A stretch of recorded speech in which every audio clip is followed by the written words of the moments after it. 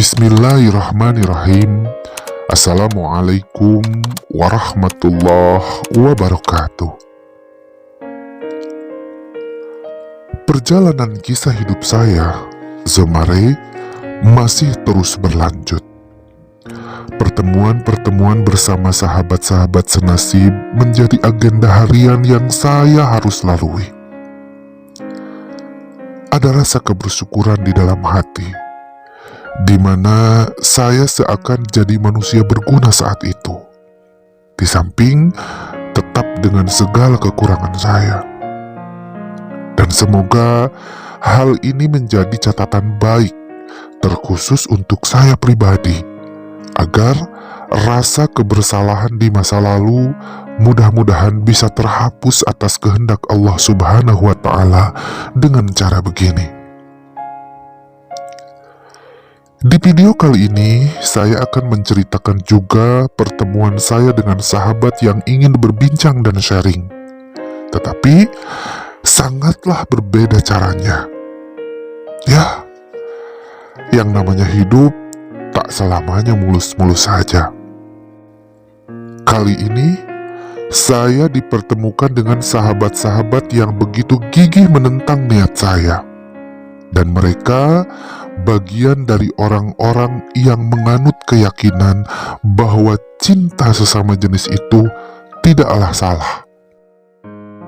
Ketika saya dan sahabat-sahabat baru sesama gay sedang bergelut dan berjuang menentukan arah jalan yang benar, Allah menyiapkan ujian baru untuk saya. Tetapi saya yakini ini semua adalah jalan untuk menambah keimanan saya kepadanya. Mungkin saja Allah menginginkan saya merasakan kembali bagaimana sulitnya seseorang yang berjuang di jalannya, yang akhirnya akan mendapat ampunan jika saya bisa lulus melaluinya. Inilah ceritanya. Ketika malam ba'da Isya setelah pulang mengajar sekitar pukul 11 malam, saya mendapatkan telepon langsung dari seorang laki-laki yang mengaku bernama Boy. Tentu saja saya cukup kaget. Apalagi nama itu nama yang tidak asing dalam hidup saya ini. Tetapi saya mencoba bersikap biasa. Si penelepon yang mengaku namanya Boy meminta saya untuk menemuinya esok hari. Katanya ada yang ingin dibicarakan. Sedikit penasaran, saya pun mencoba menanyakan lagi identitas si penelepon. "Maaf mas, tadi namanya siapa ya?" tanya saya dengan kalimat halus. Gimana sih?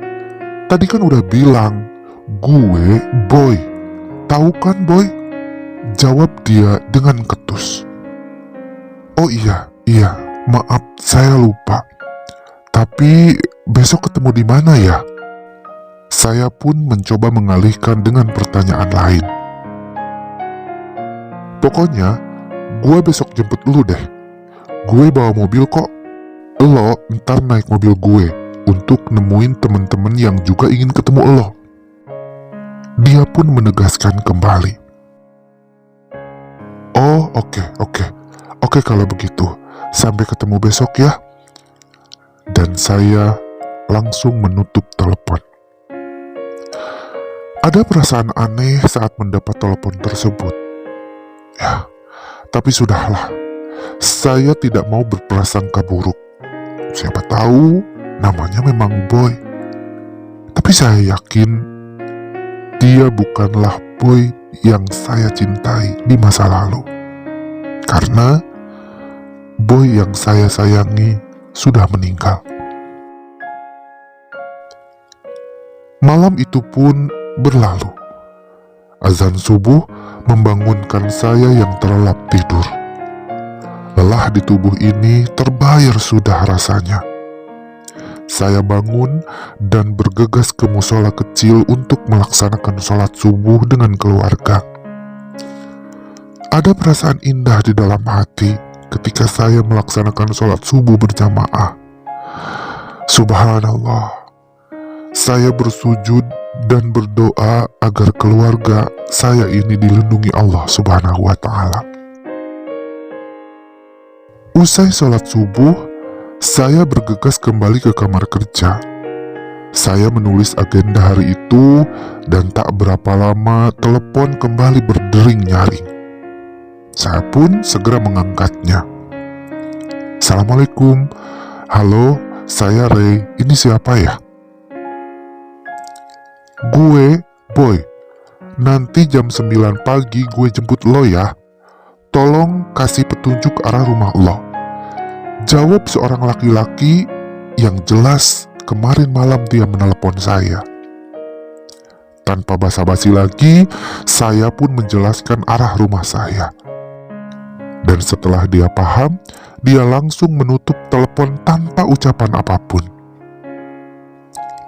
Saya sempat berpikir, jangan-jangan, astagfirullahaladzim, kenapa saya berprasangka buruk lagi? Toh dia hanya mau ketemu saya, kenapa harus takut? Gumam saya di dalam pikiran. Akhirnya pagi pun datang. Sambil menunggu kedatangan orang itu, saya mengisi waktu dengan membaca Al-Quran. Sekitar pukul 9.30 pagi, saya masih menunggu kedatangan Boy. Akhirnya, datanglah dia. Sebuah mobil Blazer hitam berhenti di pinggir jalan, tepat di depan rumah. Seorang pria berperawakan tinggi, berbadan langsing, tampak keluar dari balik mobil itu. Rambutnya ikal dan bergaya sangat maskulin. Kulitnya putih mulus dan terawat. Dia memakai baju kemeja panjang warna merah dengan dasi biru yang dipadu dengan dress shirt dan celana jeans hitam. Dia membuka kacamatanya yang berwarna gelap. Di pinggangnya terlihat PDA gede yang menggantung. Lalu dia berjalan menuju rumah saya. Dan saya pun dengan cepat membuka pintu dan langsung menyapa. Saya mempersilahkan dia masuk, tapi dia menolak karena ingin segera mengajak saya pergi. Rupanya teman-temannya sudah menunggu di suatu tempat, entah itu di mana. Dalam perjalanan di mobil, kami tak banyak bicara selain saling bertegur sapa sekitar kegiatan sehari-hari. Dari pembicaraan itu, saya baru tahu kalau Boy bukan nama sebenarnya. Nama aslinya Zay, dan itu pun saya samarkan. Dia sengaja ingin menggoda saya dengan mengaku bernama Boy. Katanya sekedar mengingatkan kekasih saya yang hilang. Saya kaget juga kenapa dia tahu adanya Boy. Tapi katanya dia sempat membaca kisah hidup saya di media dan mendengar dari beberapa temannya. Saya pun hanya tersenyum seraya mengiyakan tanpa banyak bicara. Setengah jam kemudian kami pun sampai di sebuah restoran yang tidak asing namanya untuk saya, yaitu restoran ayam goreng Suharti, tempat di mana saya dan Boy pernah bertemu. Saya pun melangkahkan kaki mengikuti Jay. Kami pun duduk di meja untuk berlima yang sudah dipesan khusus oleh Jay. Tak berselang lama, ada 2 mobil sedan mampir di depan restoran. Lalu turun 3 orang laki-laki dari mobil. Usianya tampak lebih muda dari Jay, tetapi mereka memiliki gaya tak jauh beda darinya. Penampilannya serba perlente, sama sekali tidak menunjukkan bahwa mereka dari golongan saya yang begini adanya. Saya hanya bergumam di dalam hati, subhanallah, apa yang akan terjadi nih? Lalu mereka menghampiri kami berdua dan menyodorkan tangannya. "Ini Ray ya, gue Iwan," kata salah satu dari mereka. "Gue Hendra ya, dan ini si Rio," kata yang berkemeja biru menunjuk temannya yang langsung duduk di depan. Di dalam hati saya, kembali saya tersenyum. Bukankah itu nama teman-teman Boy and the Gang? Dan saya langsung bisa menebak, mereka sama seperti Jay, yang ingin membuat saya mengingat akan teman-teman di SMP dulu. "Boy, gimana yayangmu ini? Asik juga ya, udah lama gak ketemu," kata laki-laki yang mengaku bernama Hendra. Tangannya mengusap punggung Jay sambil melirik ke arah saya. Saya kaget mendengar kata-katanya. Kenapa lelaki yang menyebut namanya Hendra tersebut memanggil Jay dengan sebutan Boy? Dan saya lihat Jay hanya diam saja sambil tersenyum sinis. Saya melihat dari raut wajahnya, ada sesuatu yang mereka sembunyikan. Entah apa itu. Sudah, kita langsung saja pada tujuan kita. Gak ada main-main lagi ya, kata Jay memungkas permainannya. Begini Ray, gue sama teman-teman gue sengaja mengundang lo ke sini karena kami dengar bahwa ada gay yang insap di Bandung. Katanya dia sudah sembuh, malah udah jadi ustad, ngajar ngaji, dan sudah menikah dengan wanita. Apa benar itu lo? Mustahil, gak mungkin, kata Jay memulai pembicaraan. Paling juga cuma pura-pura doang, biar gak ketahuan sama keluarga, iya kan? Kata teman satunya lagi menyambangi ucapan Jay. Saya diam tak berkutik, hanya tersenyum agar tidak terlihat gugup. Dengar ya Ray, gue perkenalkan teman-teman gue. Gue kan udah tahu Jay. Yang ini Pei, ini Rocky, dan ini Joe. Kami sudah mengalami hidup sebagai gay lebih dari 20 tahun. Dan asal lo tahu, gak ada satu obat pun yang bisa mengubah keadaan kita. Gay tetap gay. Jadi gak mungkin dong kalau lo itu insap. Bullshit. Tahu gak sih lo? Cuma kedok doang. Jay kembali dengan segala ucapannya yang sedikit begitu terdengar sangat pedas. Gue yakin Ray, kalau sebenarnya lo tuh cuma nutupin keadaan lo doang yang bobrok. Terus lo bilang sama orang-orang kalau lo tuh udah sembuh. Kalaupun lo sudah normal lagi, seperti yang lo bilang di radio dan koran-koran, gue mau tanya sama lo sekarang. Apa coba lo obatnya? Lo sembuh? Kalau lo punya obat, lo bisa kasih kita dong, supaya kita bisa insap kayak lo.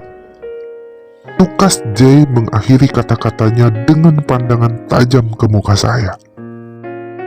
Kembali, saya hanya bisa terdiam sambil menahan napas panjang. Saya tidak mampu melihat tatapan mereka yang sangat sinis. Belum sempat saya membuka mulut. Iya bener Jay, gue juga gak percaya lo sudah sembuh Ray. Karena gue yakin lo masih menyukai laki-laki, sama seperti kami. Terus karena lo putus asa, gak dapet pasangan, jadinya lo ngaku-ngaku kalau lo sudah sembuh, biar dapat simpati dari orang lain, iya kan? Sambung laki-laki yang bernama Pei. Saya mengumpulkan segenap tenaga dan pertahanan emosi agar saya tidak marah. Meskipun sebenarnya saya cukup kesal, karena sejak pertama kali bertemu, mereka tidak memberi kesempatan untuk bicara. Dan di sanalah saya memulai pembicaraan. Terima kasih untuk kalian semua yang sudah mengundang saya ke sini. Dan semoga apa yang saya katakan tidak menyinggung kalian berempat. Sebelumnya saya mohon maaf. Maaf banget. Terserah kalian mau bilang apa tentang saya. Kalau kalian mau bilang saya sudah insaf, ya kalian bisa dibilang salah. Karena sesungguhnya saya sedang berusaha menjadi orang yang insaf. Dan perlu kalian tahu, saya nggak pernah bilang kalau saya sudah sembuh. Karena yang saya tahu ini bukan penyakit. Tetapi saya mengatakan kalau saya mencoba untuk berubah. Atau bisa dibilang saya sedang belajar untuk berubah. Jawab saya sambil menarik napas lagi. Lalu seperti kata Kang Jay tadi, apakah saya masih menyukai laki-laki? Saya katakan jujur, iya. Sampai hari ini, saya memang masih menyukai laki-laki. Tetapi, kalau Kang Jay atau Kang Pei bilang saya hanya pura-pura, mohon maaf lagi. Saya katakan, saya sama sekali tidak sedang pura-pura. Dengan hati yang tulus, saya ingin berubah. Saya tidak takut diketahui keluarga, dan saya tidak pernah mencari simpati siapapun. Selain, saya hanya berniat membela keadaan diri saya sendiri yang begitu terpuruk di masa lalu. Selebihnya, Allah yang menentukan kepada saya. Saya yakin itu. Saya menghela napas sejenak. Lalu saya berbicara kembali. Mengenai obat yang Kang Jay tanyakan, memang saya akui, tidak akan ada obat yang bisa menyembuhkan perasaan seperti ini. Tapi, obat saya adalah hanya sering berdoa dan sering mengoreksi diri. Mana yang salah, mana yang benar, saya koreksi di dalam hidup saya. Itulah obatnya. Jawab saya dengan tegas.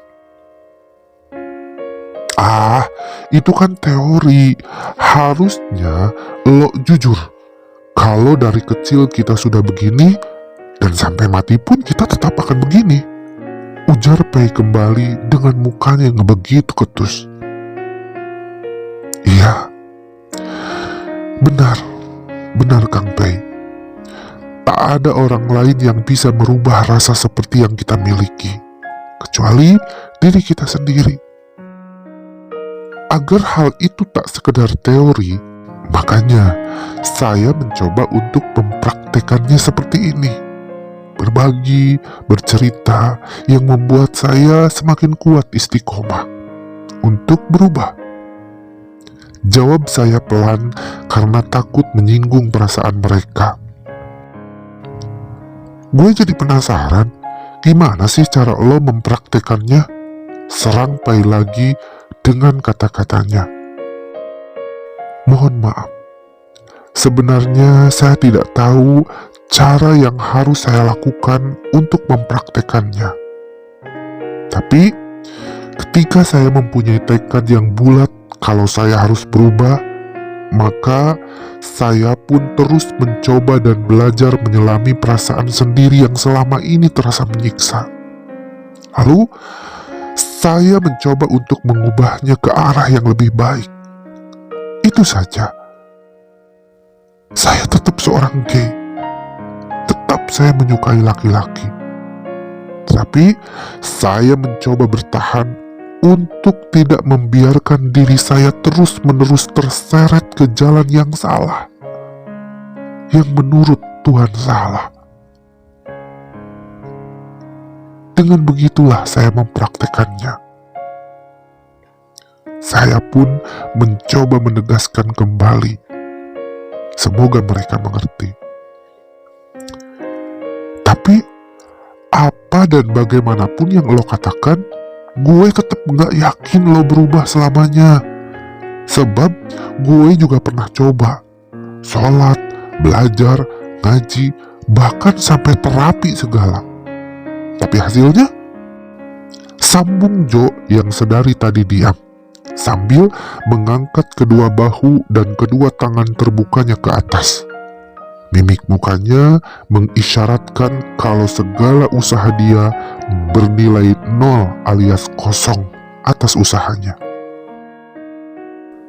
Lebih enak kayak sekarang, jalani sajalah, lebih tak menyiksa kok. Tambah Jo lagi dengan mukanya yang seperti ngeyel. Iya Kang Jo, saya setuju. Memang hak semua orang menentukan sikap, mau bagaimana dan apa yang dilakukan. Toh saya pun meyakini kalau manusia seperti saya, juga akang-akang ini atau orang yang bernasib sama seperti kita, tak dianggap salah kok, selama dia tidak merugikan orang lain. Dan saya juga yakin akang-akang tidak melakukan hal yang membuat orang lain rugi kan? Saya percaya itu kok. Saya mencoba menjawabnya walaupun sedikit membingungkan. Terus, maksud lo mengatakan di radio atau koran kalau lo sudah berubah, mau apa coba? Apa lo berniat ngobatin orang-orang yang seperti kita jadi insaf gitu? Gak mungkin, tahu nggak? Tidak akan mungkin, kata Pei lagi dengan ketusnya. Ray, denger ya, kita cuma nasehatin lo aja, karena lo mesti hati-hati. Untung lo itu ketemu sama kita-kita duluan. Kalau lo sudah ketemu sama ketua G di Bandung, lo bisa dimampusin, kata Jay menambahkan kata-katanya dengan sedikit menakut-nakuti saya. Saya terdiam sejenak seperti mati kutu. Namun di dalam hati saya bertekad harus kuat menghadapinya. Dan akan saya tunjukkan kalau niat saya ini tulus karena Allah Subhanahu wa Ta'ala. Terima kasih sekali akang-akang yang sudah memberitahu saya.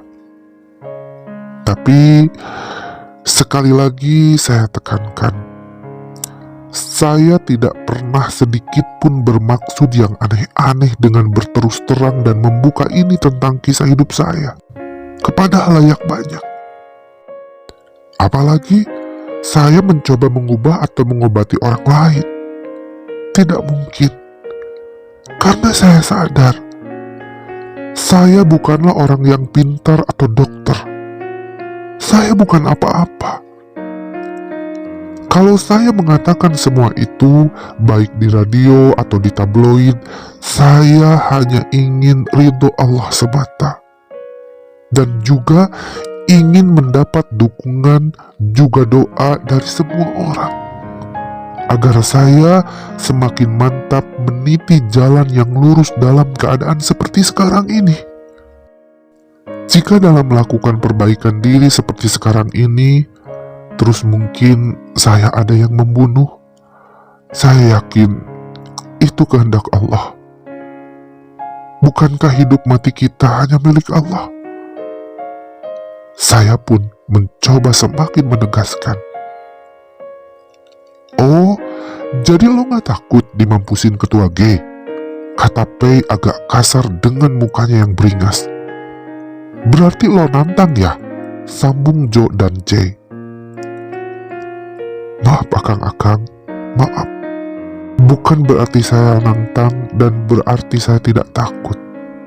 Tetapi saya hanya meyakini maut tak bisa dipaksakan, karena dia akan datang dengan sendirinya. Saya berharap dengan apa yang saya lakukan sekarang ini, insya Allah bisa berarti di akhir hayat saya nanti. Dan saya pun mencoba dengan semakin tertantang untuk mengatakan kebenaran. Oh gitu ya, si Ray ini sudah siap dan tidak takut mati, Kayaknya dia sudah jadi laki-laki sejati nih. kata Jo disambut gelak tawa mereka berbarengan. Saya coba terus tegar dan ramah dengan selalu tersenyum menyikapi tingkah mereka. Sehabis menertawakan, Jay kembali berbicara kepada saya. Sorry ya Ray, ini agak bergeser dari topik pembicaraan nih. Ini gue hanya bertanya sama lo. Kalau lo punya pasangan seperti kita-kita ini, gantengnya lebih dari lo, terus lo punya pasangan yang tajir abis, lo mau gak Ray gabung sama kita? Gak usah pikirin yang lain lah, mending jalani saja. Toh, lo juga kan pernah merasakan dengan si Boy, seperti yang lo ceritain di koran dan radio itu. Tanya Jay dengan nadanya yang merayu. Lagi-lagi, saya hanya tersenyum dan menghela napas panjang. Terima kasih sebelumnya. Saya sangat bangga sekali jika ada yang menyukai saya dengan kriteria yang Kang Jay sebutkan. Tapi, saya sekarang sudah cukup memiliki kebahagiaan sendiri. Walaupun dengan begini adanya. Jawab saya dengan datar. Jadi lo menolak ya? Kata Jo lagi. Ya, bisa dikatakan begitu. Maaf sekali. Dan saya pun tetap menjawab dengan tegar walaupun datar. Selang beberapa saat, Jay mengacungkan tangannya memanggil pelayan restoran yang berdiri di depan konter kasa. Lalu, mereka memesan beberapa makanan untuk kami berlima. Sudah dulu ya, lebih baik kita makan dulu biar kita gak kelaparan ngobrolnya, kata Jay sambil mempersilahkan saya makan ketika makanan sudah datang. Tak banyak kata, kami pun langsung menyantap makanan yang tersedia di meja. Selama menyantap makanan, saya terus berpikir, apa yang sebenarnya mereka inginkan? Dari cara bicara mereka, sikap mereka, mereka cenderung meremehkan jawaban-jawaban yang saya lontarkan. Seolah mereka menganggap kata-kata saya ini hanya sebagai main-main dan bohong belaka. Tapi sudahlah, saya mencoba menepis pikiran itu, dan saya bertekad akan meladeni mereka apapun yang terjadi. Hampir 1 jam kami menyantap makanan, saya tetap terdiam, sedang mereka saling bercengkrama. Terlihat mesra sekali. Mereka tidak canggung menunjukkan bahwa mereka saling berpasangan. Dari yang saya lihat, Jay berpasangan dengan Rocky, sedangkan Pei berpasangan dengan Joe. Melihat cara mereka saling memperhatikan dengan tatapannya, jelas mereka sudah mengikat janji. Saya berhadapan dengan orang-orang yang sudah menentukan jalan mereka sendiri. Dan saya pun bersyukur Allah memilih saya begini. Tidak turut terjerumus dalam jerat cinta terlarang. Usai makan siang, kami pun meneruskan obrolan lebih panjang lagi. Kami pun berangkat ke suatu tempat di daerah Dago. Tempatnya sangat sejuk, dan ada beberapa rumah kecil berbentuk panggung yang menyerupai kampung.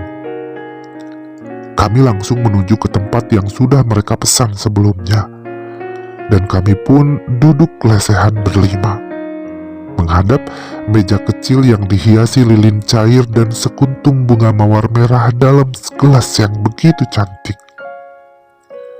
Oke, sekarang kita ngobrolnya di sini ya, Ray, biar lebih leluasa. Kan kalau di restoran tadi banyak orang, jadi privasi kita nggak bebas, kata Jay memulai pembicaraan. Oh iya, baik, kata saya sedikit tergagap. Lalu bagaimana obrolan saya selanjutnya bersama 4 orang sahabat tadi? Simak terus ceritanya di video berikutnya. Semoga bermanfaat dan bisa diambil hikmahnya. Terima kasih.